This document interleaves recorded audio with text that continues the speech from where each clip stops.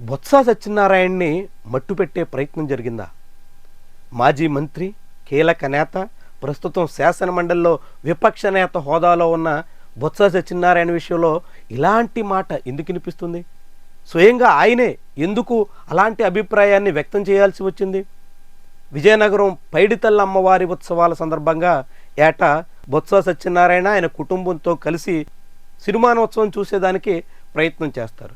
అందుకు తగ్గట్టుగా డీసీసీబీలో ఆయనకున్న రాజకీయ పట్టును ఉపయోగించుకుని అక్కడే వేదిక ఏర్పాటు చేసుకుని సిరిమానోత్సవం తిలకించడం ఆనవాయితీగా వస్తుంది.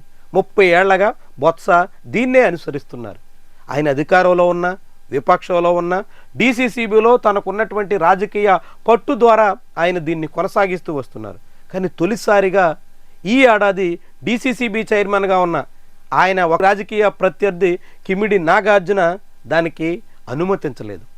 బొత్స సత్యనారాయణ డీసీసీబీలో వేదిక ఏర్పాటు చేసుకుని సిరిమానోత్సవం తిలకించేదానికి నిరాకరించారు.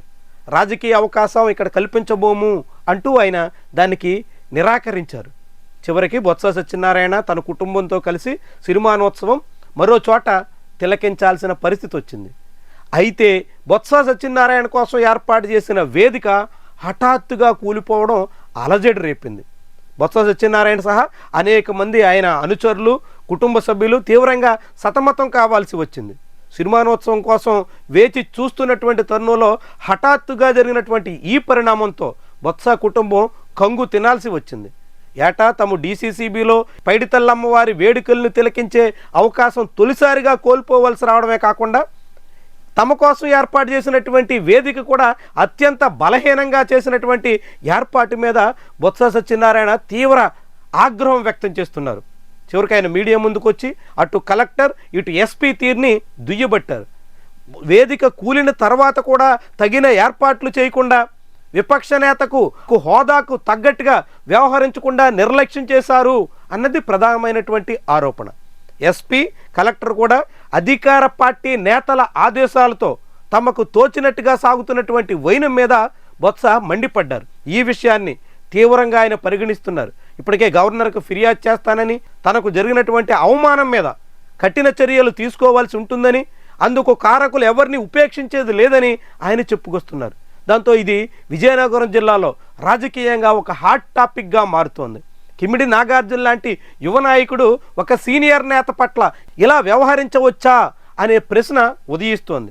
తనకు డీసీసీబీలో పెత్తనం దక్కింది కాబట్టి, నామినేటెడ్ పద్ధతిలో డీసీసీబీ చైర్మన్ హోదాగా నియమితులయ్యారు కాబట్టి బొత్స కుటుంబాన్ని అవమానిద్దాం, బొత్స లాంటి ఒక సీనియర్ నాయకుడికి అవకాశం లేకుండా చేద్దాం అని కిమిడి నాగార్జున లాంటి నాయకుడు చేసినటువంటి ప్రయత్నం విజయనగరం జిల్లాలోనే హాట్ టాపిక్గా మారుతుంది. అనేక మంది నోరెళ్లబెట్టాల్సిన పరిస్థితి వస్తుంది. చాలామంది నుంచి తీవ్ర విమర్శలకు కారణమవుతుంది. నాగార్జున లాంటి యువనేత ఇలాంటి దూకుడు ధోరణి ద్వారా ఎదుటిపక్ష నేతల్ని ఇరుకుని పెడదాం, ఇబ్బంది పెడదాం అనేటువంటి పరిస్థితికి రావడం ఏమాత్రం తగదనే అభిప్రాయం వినిపిస్తోంది. మరొక వైపు బొత్స నేరుగా దీన్ని సీరియస్గా పరిగణలో తీసుకుని ఫిర్యాదులు చేసేదానికి పూనుకుంటున్నటువంటి తరుణంలో ఏ అధికారి మెడకు ఈ ఉదంతం చుట్టుకుంటుందో అనే చర్చ కూడా సాగుతోంది.